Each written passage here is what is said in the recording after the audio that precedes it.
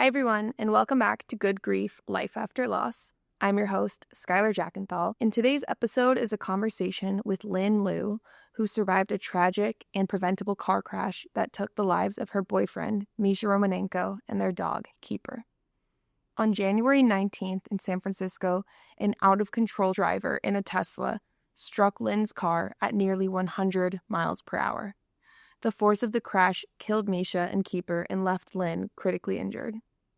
The driver was later released pending further investigation and allowed to return to his home state.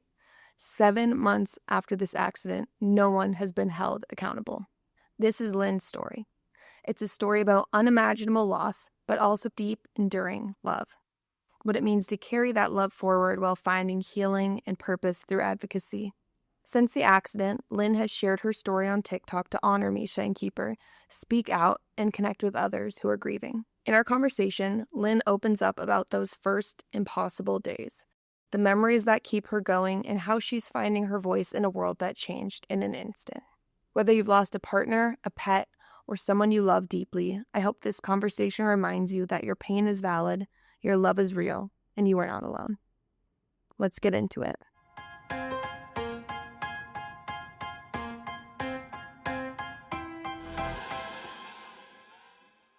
First off, Lynn, thank you so much for being here. I know, obviously, everything we're going to talk about today is still very fresh and very recent. So I guess we should just start with, how are you doing today?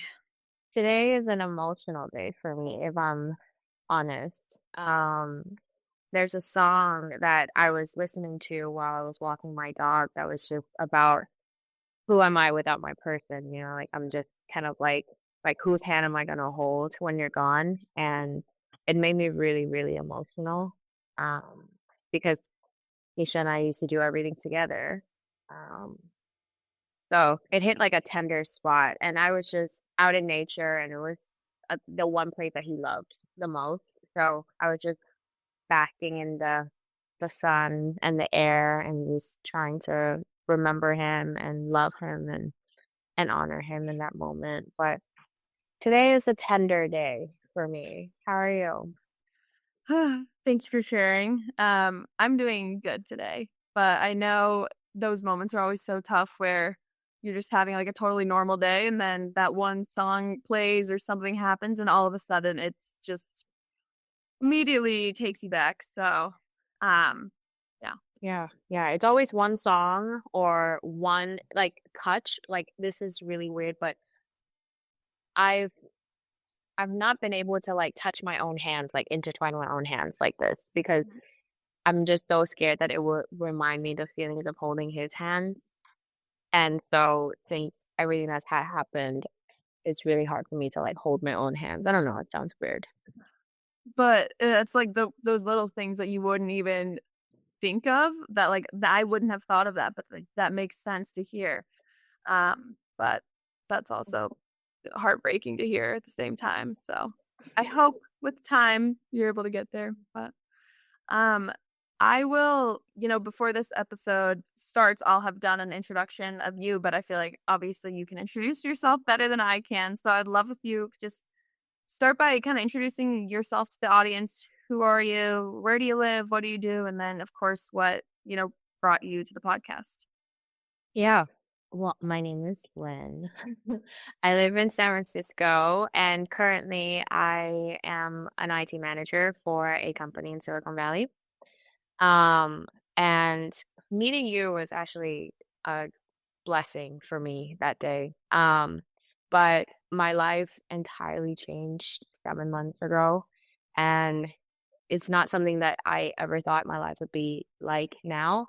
But I lost the two souls that mattered the most to me on the night of January 19th in a very sudden and tragic way. And I've been trying to find ways to cope with grief, so much grief and so much loss, but also to honor them as who they were, who they are. And it's really amazing to me how not a lot of people know how to deal with grief, either grievers or those who are next to grievers, right? So I've been divulging in books, podcasts, and meeting people who have gone through grief or are going through grief, because grief never really ends, right? So, um, when I met you and talking to you a little bit, I looked at your podcast, Good Grief, and the first episode touched me in a really, really deep part of my heart where I sympathized. I was just like, this is just not somebody who understand, like they know. And to be able to connect with somebody who know grief, maybe not on your level, maybe not at all, but know grief is so important to anybody who is grieving another person, another thing, another being. It's it's what made me want to continue our connection and to talk more about what the heck is this process and how do we live? Um, yeah. I'm glad you connected to the podcast. And it's interesting, something that I actually don't know if I've talked about this on an episode before, but throughout my grief journey, but especially in early days, I had a lot of people who would say to me, like, I think about your brother and you and your family every single day, and like you're constantly on my mind. And that never made sense to me. Like, I was just like, of course, he's always on my mind because he was my person, but like to a complete random stranger, that just didn't make sense to understand that someone could sympathize that much and feel such deep pain for someone who, wasn't their person. But honestly, like, I feel like ever since I came across your videos and heard your story, like, I've become that person where I just think about you and Misha and Keeper, what feels like honestly every day, and just like, I don't know. I find myself thinking about your stories so often. So I'm just so excited that we have this opportunity to talk through what your grief journey has been like. I'm really excited for that. I would love if you could just start with telling me who Misha and Keeper were to you. Like, tell me about both of them. How did you and Misha meet? How did Keeper come into picture?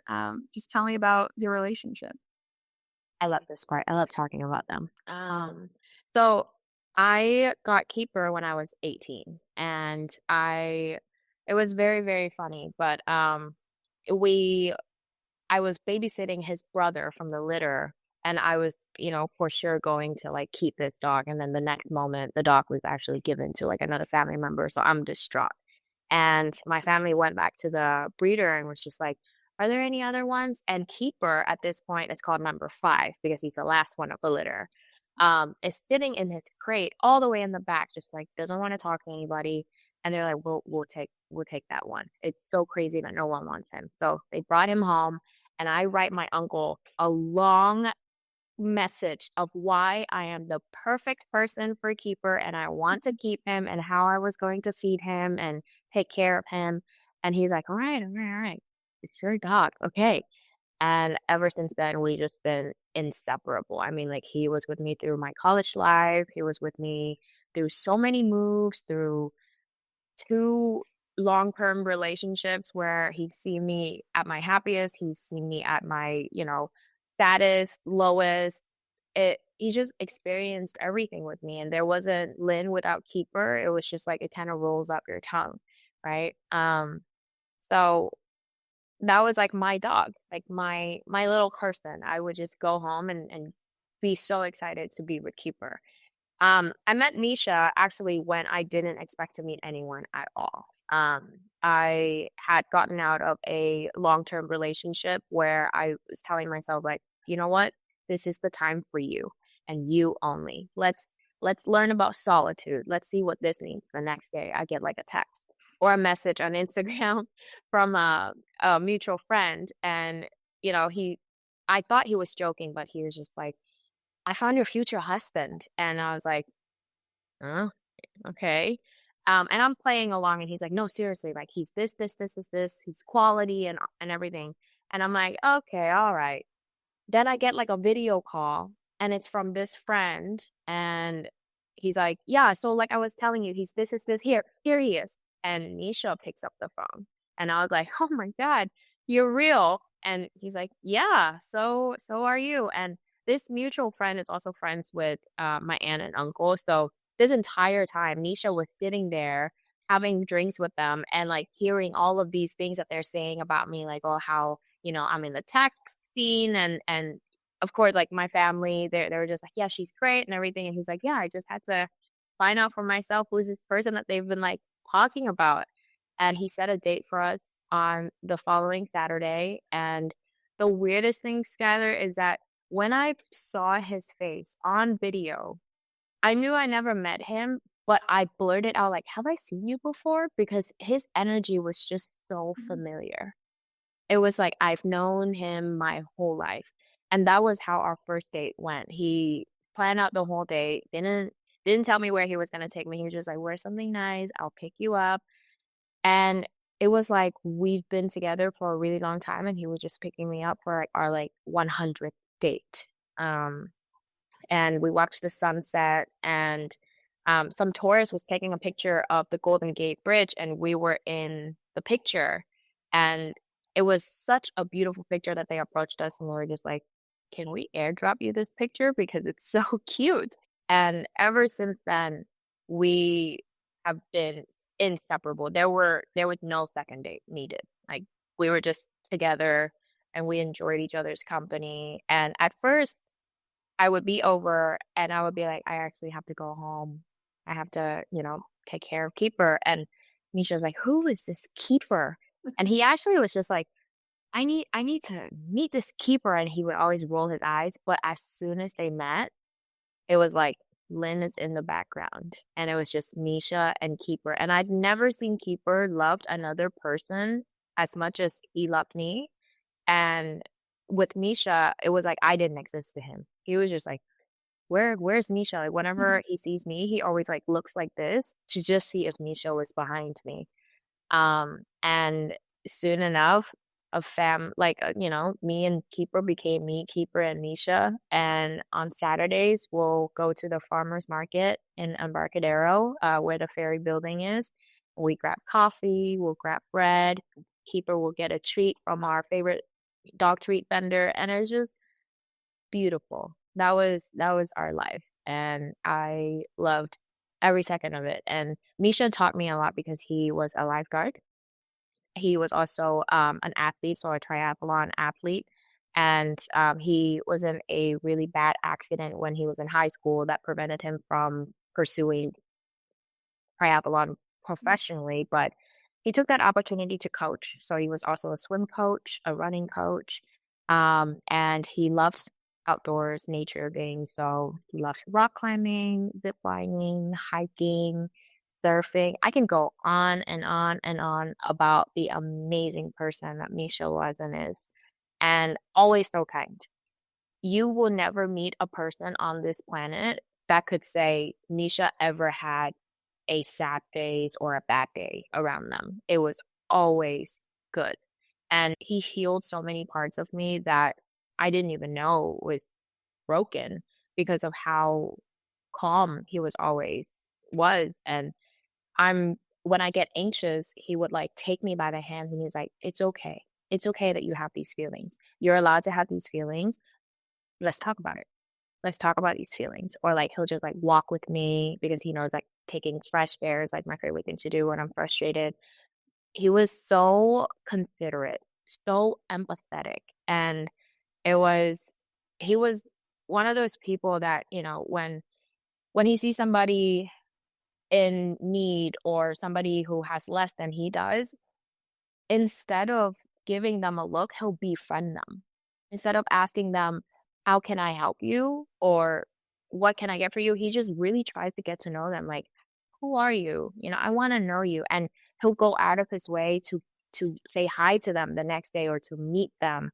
And he appreciated life so much. Like every day he wakes up and he's like, "Today is gonna be a great day. Today is gonna be the best day ever." And I started adopting that mindset too. So, and I think that's why I am able to navigate through grief the way that I am because it would be a disservice to him if I were to wake up and not say, today is going to be the best day ever. Even though I don't feel great, it's still going to be a really, really good day. And I just try to remind myself that that's who he was in this life, and that's who I should be to continue his legacy. Wow. Thank you for sharing all of that. They both sound absolutely amazing. And I also just feel like so honored to have been able to hear all of that. And I feel like I know them now. But they both sound amazing. It sounds like you guys just had the best relationship, the three of you. Like, honestly, as you were talking, I feel like I was just getting full body chills like over and over again. It just sounds like a fairy tale. So, thank you for sharing.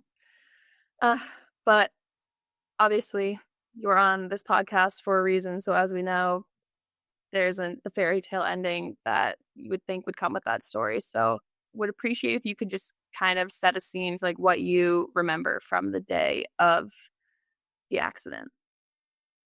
Yeah, I I hate to admit this, but I have to face the truth at one point. The day of the accident was one of the best days for us as a couple.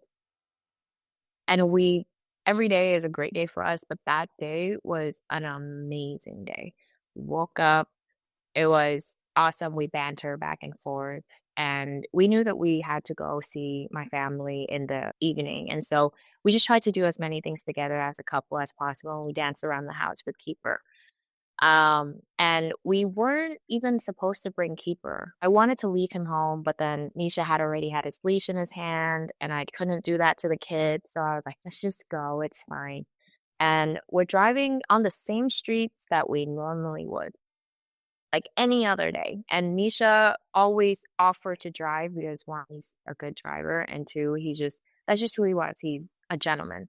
And he called me his passenger princess. So, just we're enjoying the drive and we were just talking about how great life has been. And it was the sunset, and it was one of like the best sunset that I've seen. And we were on the highway and the sunset hit his eyes, and he had beautiful, beautiful blue eyes. So it hit his eyes, and I looked over and I was like, "You're so handsome. I love you." And he said, "I love you too." And then after that, it was like black. I felt as if a train had hit me, and then it was over. And w- when I came to, I was in the hospital, and I thought there was some kind of moments, but I was told otherwise. I was told that I was out the entire time. But I thought that I was conscious at some point during the recovery process where I heard someone say black tag, and I was like, Misha? And I was I was so confused, and it felt like I was holding his hand and it was ripped away from me. And so when I woke up, I was like, "Where's Misha? Where's Keeper?" And my family tried to shield me from the truth. So they were like, "Keeper is with the vet. Misha is at another hospital. We just want to worry, like we just want to care about you right now. Like, we just want to take care of you." And I was like, "Okay." Then something felt really off. Like Misha and I, just like my brother and I have this bond where I'll know when he's hurt and he'll know when I'm hurt. And I have that same bond with Misha. And I couldn't feel him for some reason. Like I tried to think about him and I'm just like, why do I have this weird feeling? Like why do I feel so cold? And um eventually I was just like, give me my phone. It was a crash, right? So it has to be on the news. Giving my phone, and my aunt was very hesitant, but my mom at this point, she was just like, "She's gonna find out either way." So, just give her the phone, and that's when I found out. I remember reading, 7 car crash, 1 fatal, 1 dog died, and my world shattered. I had this internal scream that I felt like broke my soul. Like, I was like, "No, there's no way." But then deep down, I knew, like, I knew that it was true, and I couldn't I couldn't get myself to, like, read the article, and I was just wailing in this hospital, like, I've it was so intense, like, "What do you mean? What do you mean my person is gone? What do you mean Keeper is gone? What do you mean I'm here?" And I I remember the doctor was just like, "We need to get her to the operation," and I was just like, "No, don't save me, just let me go," and I was just like, "Just let me go, like, my life is done. It's done, it's done." And I'd had, like, doctors just, like, sitting next to my bedside, and they're like, "We have to save you, like, it's our job," and I was just like, "No, I don't wanna be saved," and I remember feeling that way for a really long time, but that night, it's just so crazy how, like, the day and night was just so different. You know, you wake up with the love of your life, and then you end the day without them, and it's really it's really bizarre to put into perspective and to even think about. And I really had to thank you for that question because up until today, I wasn't able to fully admit to myself that it was a good day. Yeah, which I feel like must be so hard to just, like, the comparison of you were having the best possible day, and when you're having those days, it feels like you're invincible and untouchable and nothing can go wrong, and I also read that article that you're referencing, and for me, reading it after you and I had already spoken and after watching your videos and feeling like I know you now, it's like you read those articles in the news all the time, and I feel like there's a sense of detachment, and to, like, picture you having to read that article is just, like, puts a pit in my stomach, so I mean, I feel like there's probably no good way to have to find out that news. Yeah. Yeah. It's really weird because even like when telling the story and just reminiscing about that day, like I find this lump in my throat, and there's this part of me, the logical part, the human part is like, don't cry, don't cry, don't cry. But then there's like the emotional part of me is like, cry, cry if you want to cry. So it's really, really interesting. I'm sure you also experience that on like certain days too. Yes, definitely the way you tell that story, I feel like also changes day to day or versus who you're telling it to. Like, you can tell with some people, like, "You're not ready for this story, so let's just keep it brief and very surface level." Um Yeah.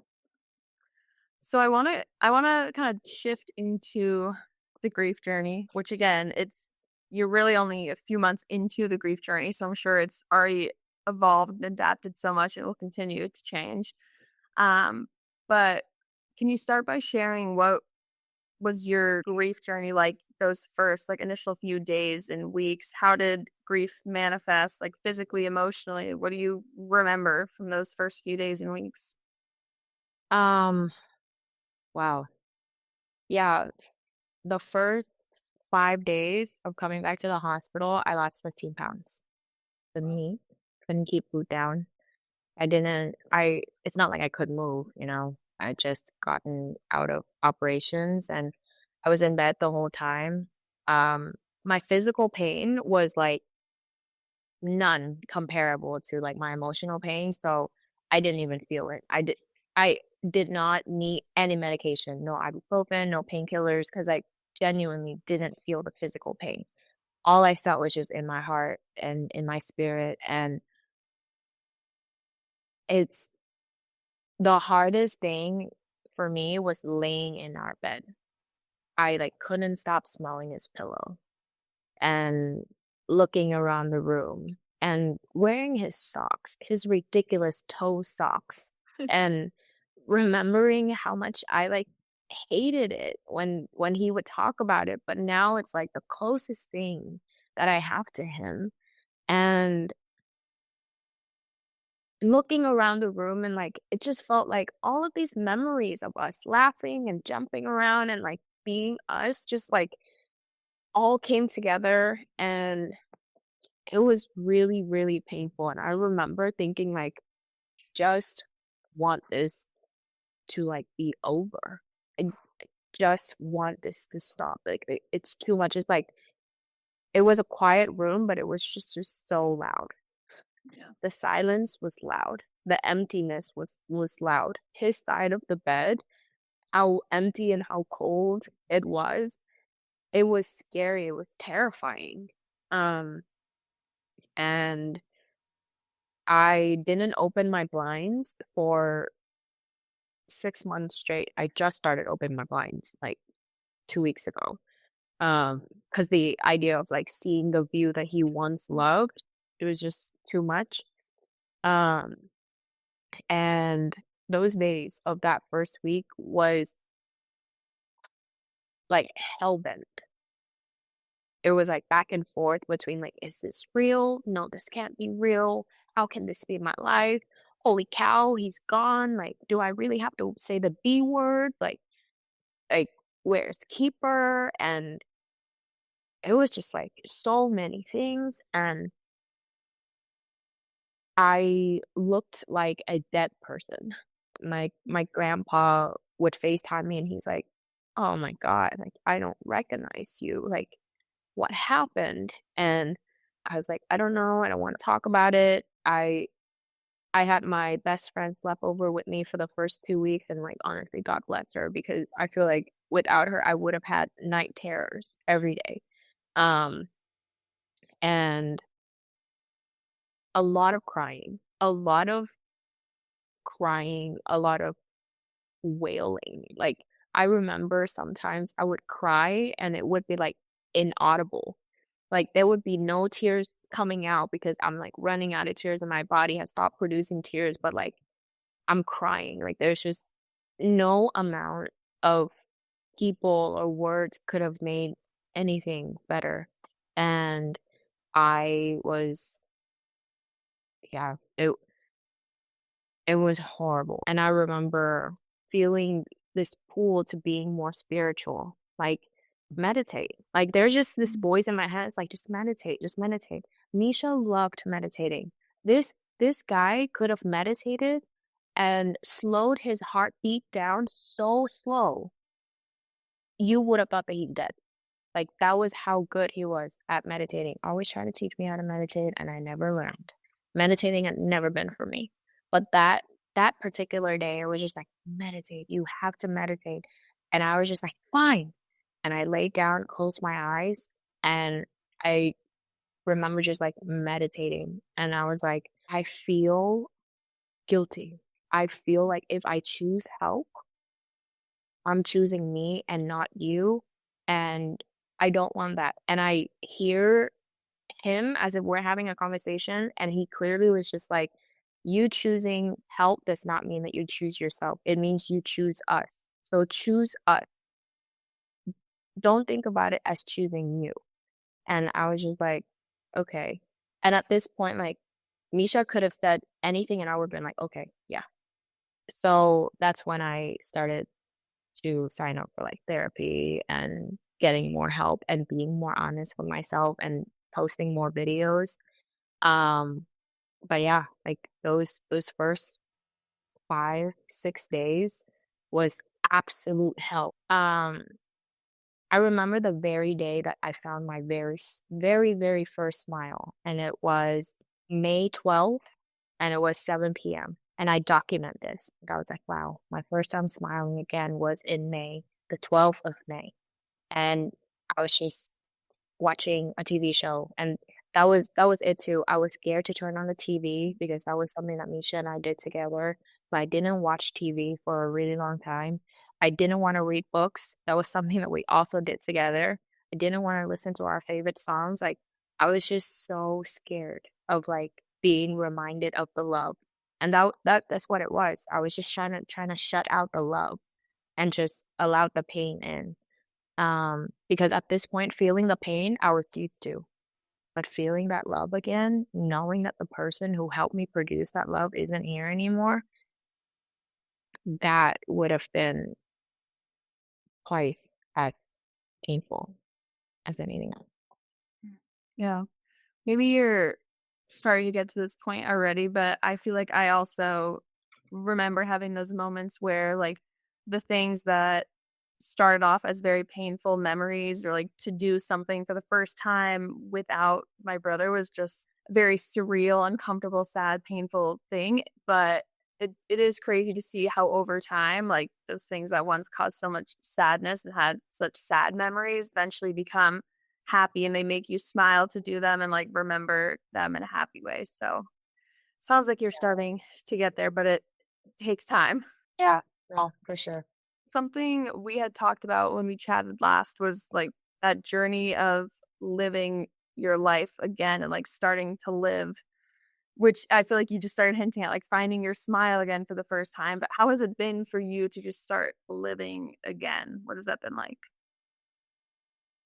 It's been both very nice and painful at the same time. And it's a different pain. I don't want anyone, to hear me say it's nice and painful and think like it's like the same pain.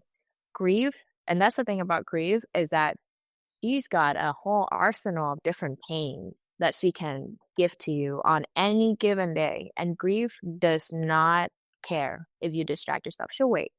And for me, the one thing that Misha loved the most was traveling. We had so many plans to travel. And so the first thing that I did when I could was travel to Seattle. And I remember journaling to him and I was like, I'm gonna have the most fun, which I did. Um, and it's gonna be amazing, which it was.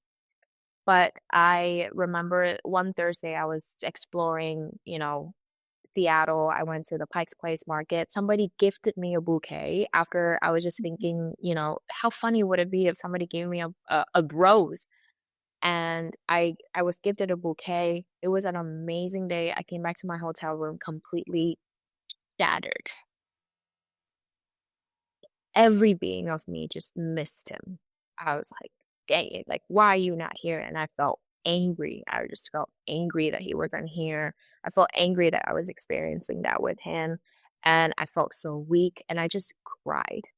And and then I got a text from our friends inviting us or inviting me to their wedding of, and that was something that Misha and I had always talked about doing together. So imagine I'm just like wailing. And I can't imagine what my neighbors were thinking that was happening in my room, but it was so painfully lonely. Like, for such a beautiful day, I was just like, dang it. Like, dang it. Why can't you be here? Um, I also hike a lot in honor of him as much as I could because I do have some limitation, but I go with my brother, my friends. We recently went to Lake Tahoe just to be in the lake. It's something that Misha would have loved. And we went with one of his best friends. Um, we just swam in lakes and hiked to this highest part of, a mountain in Tahoe. We stayed in a lodge and we did jacuzzi mainly in honor of him because Misha loved his jacuzzi time. And I'm visiting New York for the first time, which is something that he and I also spoke about. So living to me, all of this, and I tell myself this is like you can travel as much as you want and you can do as many things as you want in honor of your person, whoever this is in your life. But how would they want you to experience these things? Would they want you to just do these things for the sake of doing these things? Or would they actually want you to enjoy it? And then that's when I'm like, fine, I'll enjoy it. And it's really hard to be able to enjoy anything at all for a very long time, if not forever, without the person that's made you whole, whoever it is. And for me, it helps to know that he's not missing out. It helps to know that he is experiencing this through my eyes too. And so it helps me feel less obligated to be like moping and sad and more obligated to be in the moment. Misha was somebody who loved the book The Power of Now. He loved living in the moment because he was always the one that says you can't change the past and you can't predict the future. The only thing you're in control of is now. So he loved the now. And when I'm on these trips and every single day since I'm like, let's be in the now. I don't know what's going to happen tomorrow. I definitely do not know what's going to happen in an hour. I could be a complete mess. But right now, I'm peaceful. Right now, I'm okay. Right now, I'm in Seattle or New York or Tahoe and I'm having ice cream or I'm having frozen yogurt and I see people around me that are happy and right now, I'm happy and it's okay. And to me, that has helped me define what living is, because there's been months where I was only surviving, and being in survival mode, I'm used to that, but that's not living.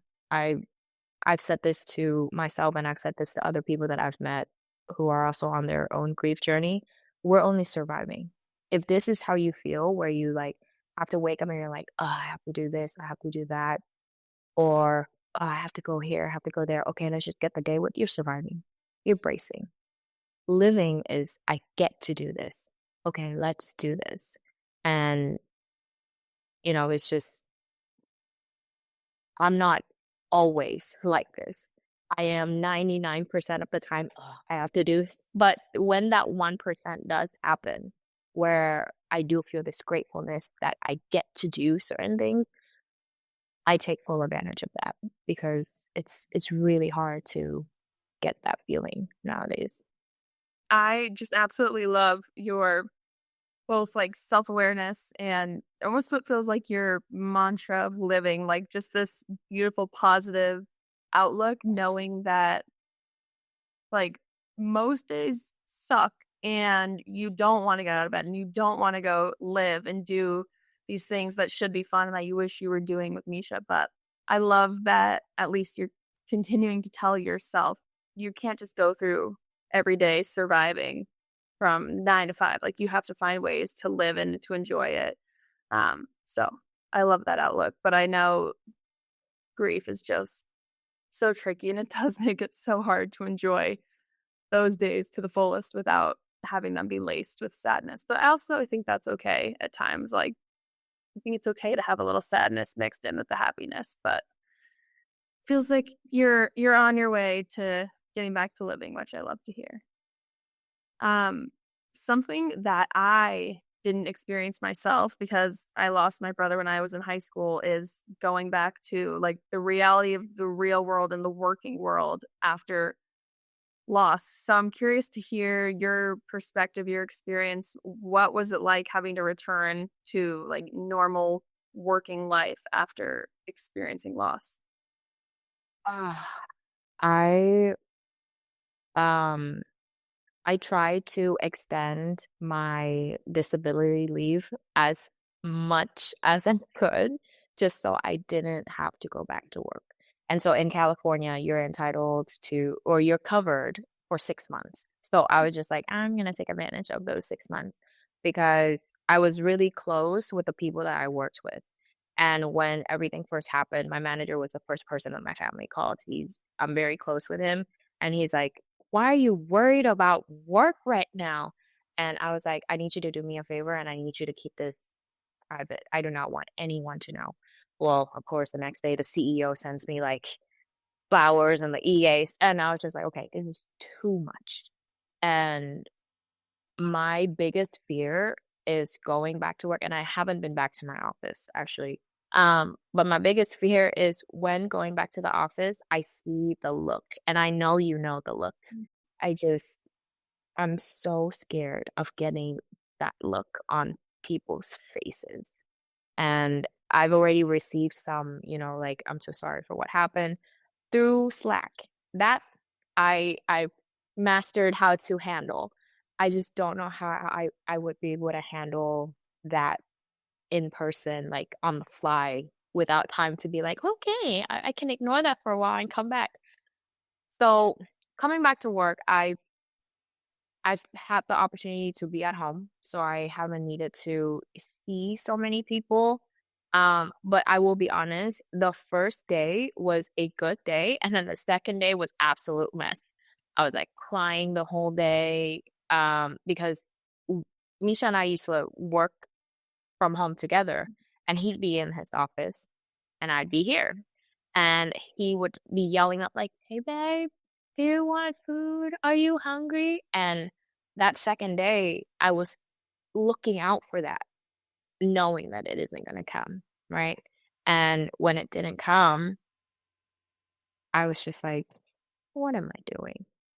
What is it that am I doing?" Like, and it was really, really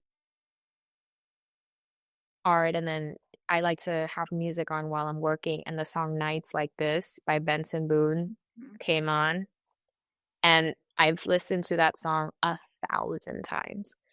Don't know why. That specific day, it tore me to shreds. And I was just like, "Holy cow. Like, this is gonna be harder than I thought." And I like to front. I like to front to myself a lot. I'm like, "Yeah, I got it. I'm fine. This is easy work." It was not. It was not. It was very scary. Anticipation of, like, who's gonna say their condolences next, anticipation of, like, who do I have to talk to next, and, like, grief and reality of life, and then being at work. When you've experienced grief, when you've experienced near-death experience or experienced grief in your life, everything else becomes very irrelevant. Like, we're disagreeing about the design of this. Great. I just lost my person. I can't be on the same page as you. I can't have that same passion as you. And there's that disconnect. I do have a great team who's very understanding and somehow amazingly well equipped with my, grief phases. So when they see that, they're just like, "It's okay, and like, you don't have to front in front of us. Like, we're okay." And that's helped me. Yeah, I think grief has a very funny way of taking things that were once so important, and all of a sudden you're like, I could care less about this job or this project or this conversation or this whatever it is. Like it just puts things into perspective, and it is sometimes hard to then find the motivation to return to school or to work or just to like the real world when it's easier to just stay in my bubble of sadness and to not have to interact with others and not have to think about anything else. So I'd imagine going back to work in general is difficult, and I also very much sympathize with the not wanting to go back to the office piece because people just, no matter how good their intentions are, at least we hope their intentions are good, it never comes out right. Like 95% of the time, I feel like people say things that you're just like, what? Why did you think that was acceptable to say to me or that was helpful? And I'm sure you have had your fair share of those interactions by now. Yeah. Somebody told me the second day after I got out of the hospital, um, "You'll be fine. You'll find someone else. You have kids. You got to take care of your pelvis because you have kids, right?" And I was just like, "You thought that was okay to say out loud?" I just, I just like, "Thank you. I know you meant well, but sounded really bad." I don't. At that point, I was just like, That's it. I'm gonna live the rest of my life single, alone, sad, mopey, whatever it's gonna. I'm fine. Um, but yeah, I'm sure you've been met with some pretty outlandish things too. And that's what I mean is that our society specifically, aren't equipped with the right tools to handle, grief. Like there's been so many times where I would just wish that somebody actually this happened once where I was uh I was at like this bookstore, and this person had complimented on the book that I was kind of browsing, and I was like in conversation with them. Then they asked about me because they saw that my body was not together. And I told them what happened, and they were just like, "How was he like?" Blew my mind. Like, I would say, "Excuse me?" And they're like, "How was he like? What was he like?" And I was like, cried. I was like, I'm so sorry. I really thought that you were gonna like say something like, 'I'm so sorry for your loss,' or something. I was not prepared for this." But that, like, just trying to get to know the person that the griever is grieving, whew, that changes things. And I just feel like our society should be more open to that, be more open to talk about, those who are no longer here, or the people that we're grieving, because we're grieving them for a reason. We're loving them in a different form. And so instead of saying you're sorry for our loss, it is something about asking about this person is so refreshing without us having to bring it up ourselves, right? Yeah, that experience was profound and life-changing for me. Like, these people exist. Cool people exist. One of the good ones. Probably a rare interaction to get at this point, but still Definitely rare. so meaningful. Um, Speaking of like equipping people with the tools to understand grief and handle grief, TikTok is where I initially came across you and your story. So I'm so curious what prompted you to decide like I want to start sharing this journey and all of my feelings and my grief and all my experiences on TikTok with the world. What prompted that? Yeah, I so even before this, I used to make funny videos with Misha and post it on TikTok. And I originally didn't want to like make any videos or anything, but at this point, my best friend had already stayed with me for 2 weeks straight. I talked their ears off about like how sad I am. All of my friends had already known how sad I am. And I just felt like a burden. I just felt like I don't want to be the person that talks about how sad she is with my friends all the time. So I was just like, how can I let all of these feelings out? Because I knew if I were to keep it in, I'd explode and I would probably go crazy. Um, and I just had like an idea, like, why don't we just record and just start talking? And I was like, okay. I didn't talk. I just cried in my first video. um, and then I thought about like maybe we should edit this. And there was just this thought in my head. I was like, wait, why do you want to edit this? Like this is raw. Like this is how it is for you. And this is meant to be like your journal, right? Your diary, right? So like just be raw and be real. Like it's not like anybody's gonna see your video. Like it's not like you're like known. Um and so I was like, you know what? Yeah, let's just post it. Then all of a sudden I started like hearing people story and like they comment and they're like, "Oh my god." My first post after the crash was actually a an honor post for Misha and Keeper. Um and it was really hard for me to make. Like the audio that I used was so spot on because at the end of that audio it was like if love could have saved you, you would have lived forever. And that's truly how I feel. Um because there's so much love, not just for me, but like from his family, from his friends. Like if love could have saved him or them both, they would have lived forever. Um, and after that video, I was like, wow, there's a lot of people that understand how this feels. Like either people who empathize or people who are like, I've lost my husband, I've lost my wife, I've lost my child, I've lost my dog. Like I was just like, oh wow, like this is a place that people feel safe to like share these things with. Then the next one I posted was me just like completely losing it. And that journey for me, it felt so safe. I know that TikTok is just like a bunch of people and like a bunch of strangers, and I know that people have different perspective on it than I do, but I just feel like I'm more comfortable sharing with strangers than I am with friends.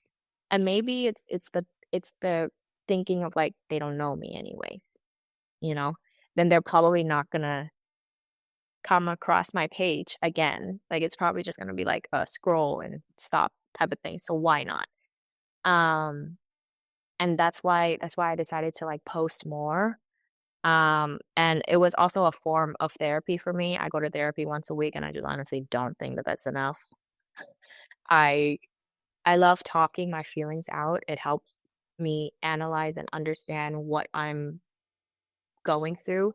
But then I started meeting people who are also going through like the same journey as me, like somebody who lost their husband, somebody who lost their wife. And I was just like, you know what? If this is going to just help at least just one person feel less alone, it would help me because when I post and I get just one comment where they're like, "Wow, I feel so seen," or "Wow, I empathize with you."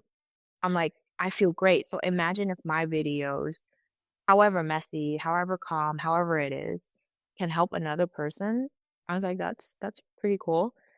And then the post that actually got me on people's radar was me calling out, like, the injustice that's happened. And I had never been one to, like, directly speak to TikTok or the public. I actually didn't wanna step on anybody's toes, which is why I said what I said and kept it, very close to, like, my personal experience, but I specifically, like, the words just blurted out of my mouth where I was like, "TikTok, I need your help."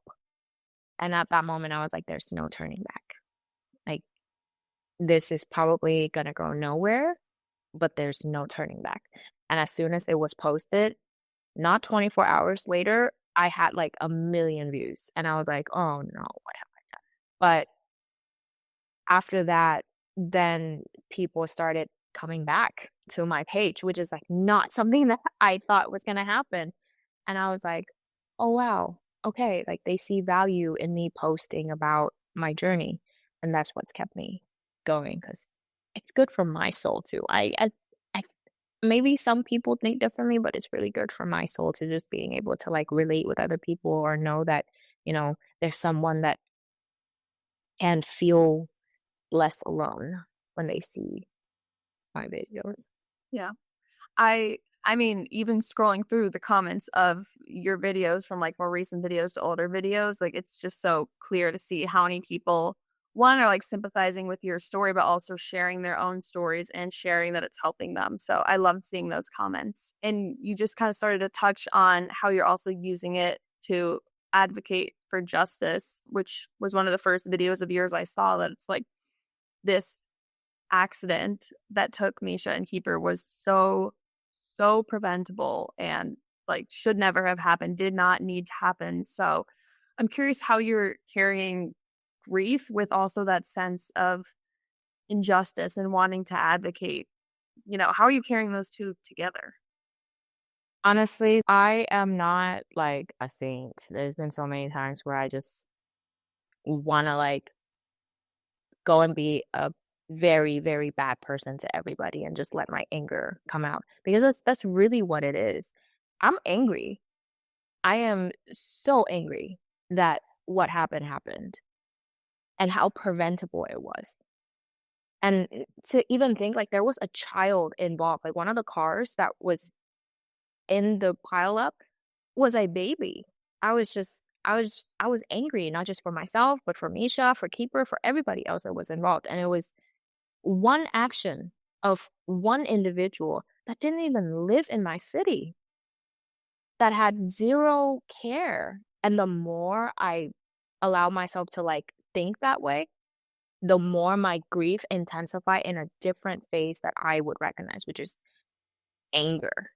And my emotional self would, go crazy, then my logical self would be like, "Whoa, you're are you sure you wanna feel this way?" Because at my core, I honestly am just like, I just wanna be happy.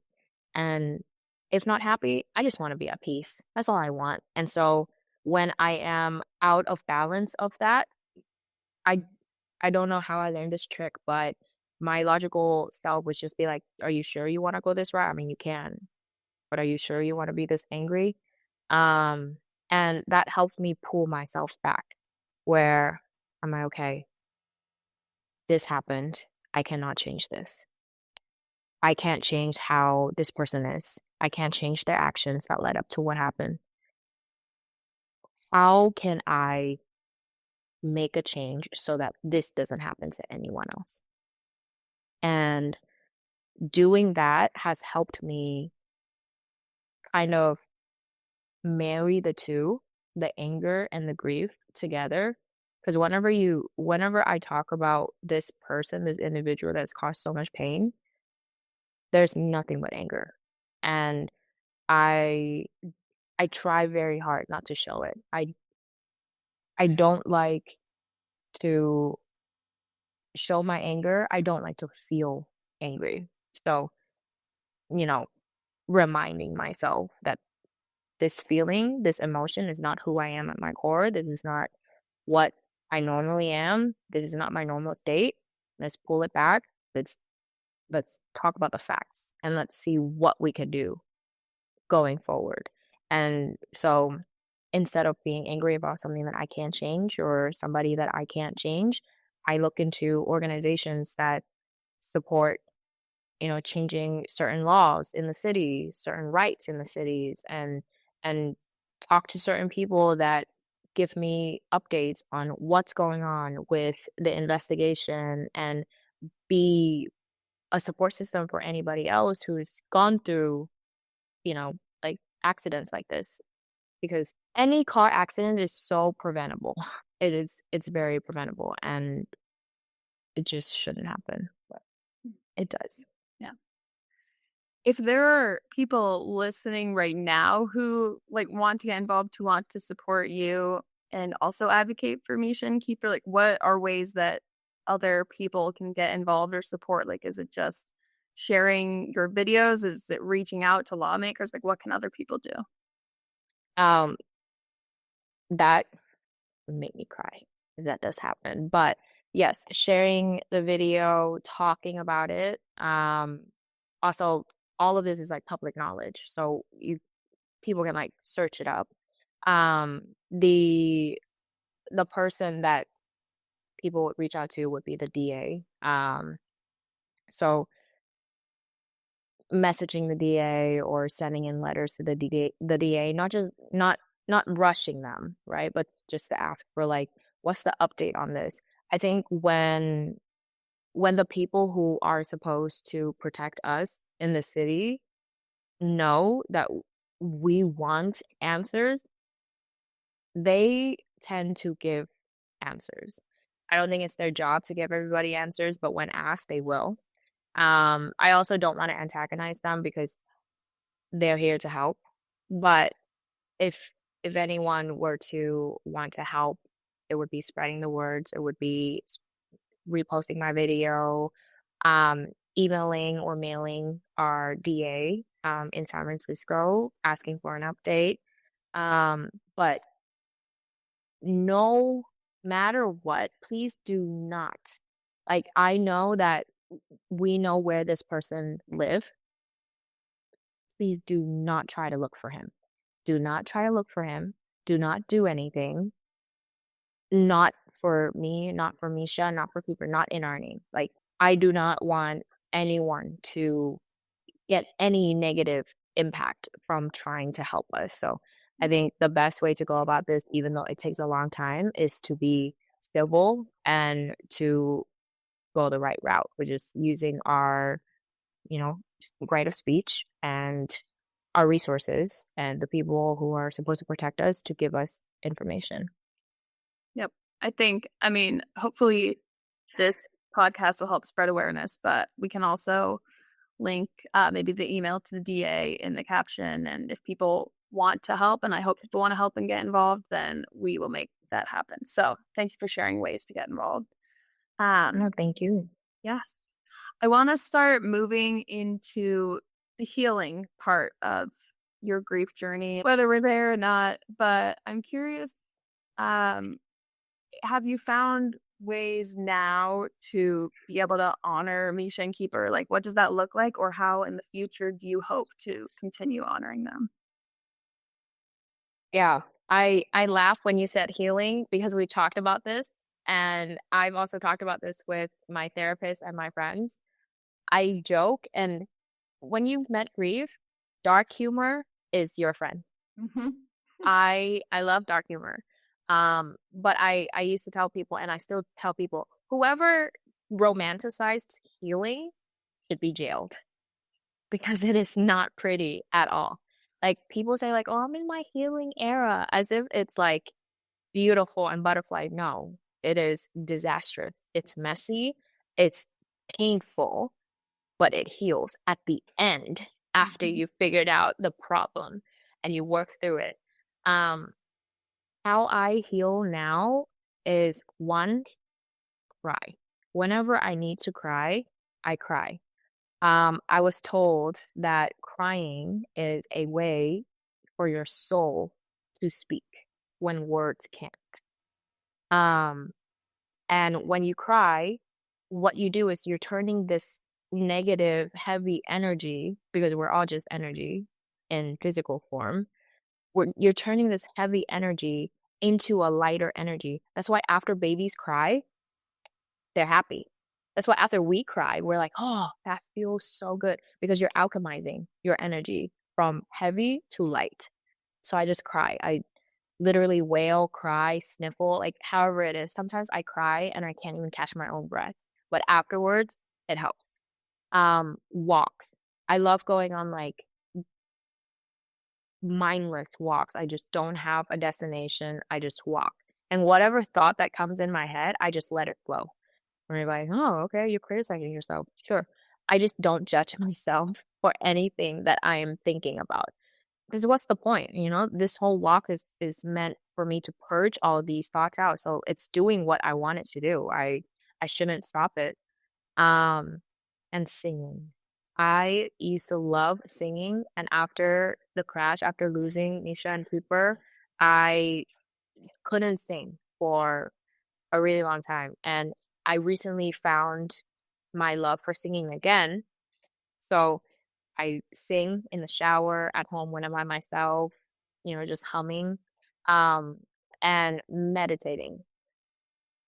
I For me, meditation is not like this long thing. If I can sit through a meditation for a minute straight, that's a big plus for me because I'm such an overthinker. So if my mind can just quiet down for just 1 minute, that's it. And it's so amazing how great you feel after just 1 minute of stillness and silence. And that helps me heal. It's not pretty. And I have to stress how gross healing is. I don't want people to think that it's like pretty or anything. But afterwards, this blissfulness, this blissful feeling that you get after, no amount of money can reproduce that for you. No amount of experience can produce that for you. And no one can produce that for you. It really has to come from you. You really have to want to. In the future, what I do want to do is just to honor Misha and keep her more is to be more open and have a podcast. We talked about this, but I want to start my own podcast. It's something that Misha and I talked about when he was here. And I want to make it more open. Not just talk about like grief, but also like life, just ranting, but ranting very purposefully so that everybody can hear and relate. And I think there's a lot for me to rant about these days. So that's how I would want to honor him in the future. But for right now, walking, breathing, intentionally breathing, and being aware of my thoughts, my feelings, and not judge myself is is how my healing starts and continues. I love that. It feels like you are taking all of the right steps to reach healing. So I love that. And I really do hope you start this podcast. I think it's an amazing idea. And like I already said, I will be your first listener. So I'm patiently staying tuned. Um, what would you say to someone who is in those initial days and weeks of grief? Like, what advice would you have for them of how to get through it? Well, my first thing that I would say to someone who is in their earlier days of their grief journey is everything that you are feeling is okay. It's normal. It's more normal than you think. It may not feel like it is normal, but it totally is. And when these emotion comes out in more ways than just crying, that's okay too. I've thrown my pillows on the floor. That is a perfect way to let out whatever you need to let out. I've screamed. That is also another perfect way to let out things. And there is something that I recently discovered through EMDR therapy, which is EFT tapping. And for me, it really helps. If someone who's listening is an anxious attachment person like me, always in my head. I live in my head. Like it's ridiculous. But EFT tapping, where you tap your temple or the top of your head or below your eyes, and then your neck and then your chest, you just tap in sequence of maybe 3 to 5, and then you move, right? And then you tell yourself, I'm okay. And as these thoughts are like coming in, and it doesn't even have to be about grief. It can just be when like intrusive thoughts comes in that are just negative. I'm okay. I'm in my body. I'm safe. And this is okay. This feeling is okay. And it'll pass because it always does. And when you do this, you're reminding yourself that you are in your body and you're actually okay.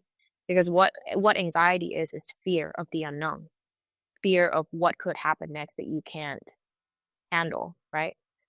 So when you do that, you're reminding yourself, okay, you are safe, and this is just your thoughts. This is just your emotions, and you are not your thoughts, and you are not your emotions. You are you, and you control them. But sometimes they control you, and or it feels like that, and that's what EFT is. It's an anchor, and it helps me so much. When I cry, I tap.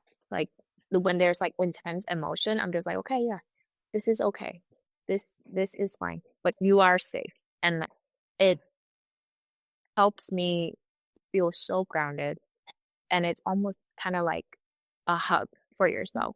Um, so that's what I would advise anybody in any stage of grieving, to try out and give yourself that kind of attention, right? Because that's what it is when you feel anxiety, when you feel sadness, it's like I feel alone, but you remind yourself like you're not alone.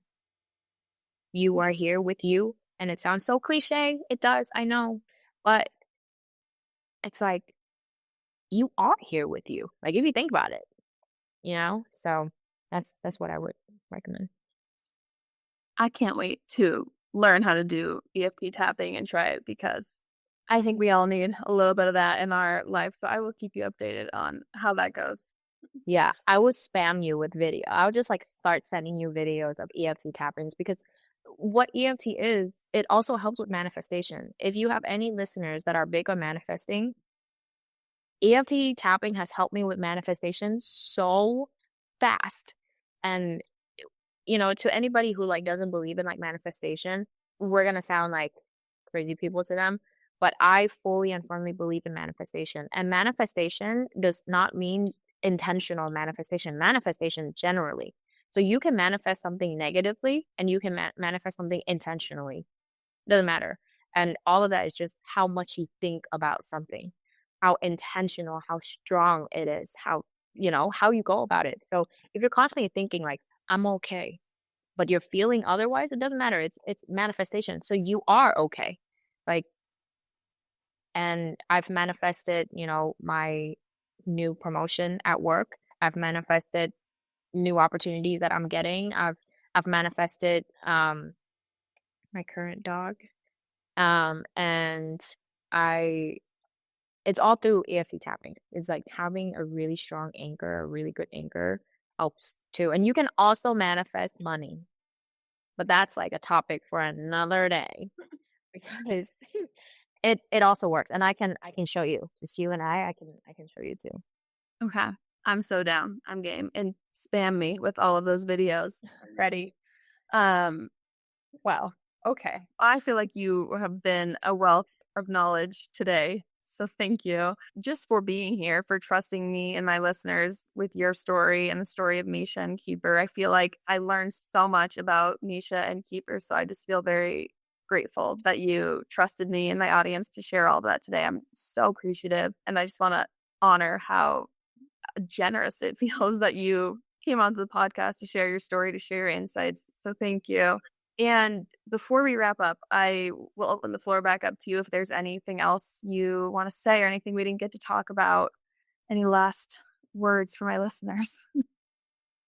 Yeah, I feel very grateful and very honored to have met you and to have this opportunity and talk about Nisha and Keeper and the journey. I've told you this before, but I really just want to stress how important the work that you're doing is. Like it may not show like daily, right? But this is something that is going to show later on.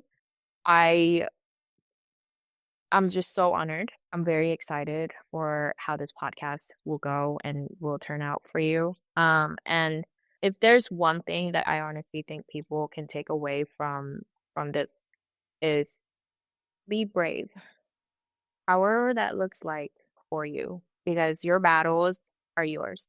No one can tell you what you should do and what you should look like and feel like for that matter. Be brave, anyways. Be brave when life is tough and be brave when life is great. You just show up for yourself, be brave, be courageous, and be kind. Even when people aren't, you be kind anyways. Lynn, thank you so much. This was amazing. I appreciate you, and I cannot wait for my listeners to hear this episode. I can't wait. Thank you Of so much for this opportunity. course.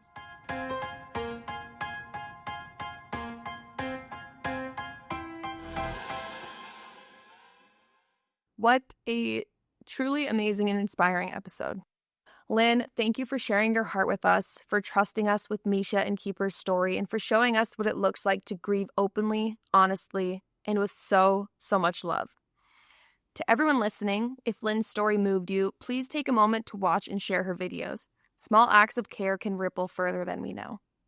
If you're walking through grief yourself, I hope this episode reminds you that healing is not linear, your love does not end, and your story matters. You can find more from Lynn on TikTok at Just Lynn. I will also link her page below, the full article about Misha and Keeper, and the email for the San Francisco DA in the show notes.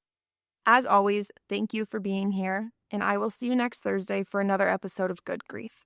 Until then, take care of your heart and keep holding space for others too. See you next week.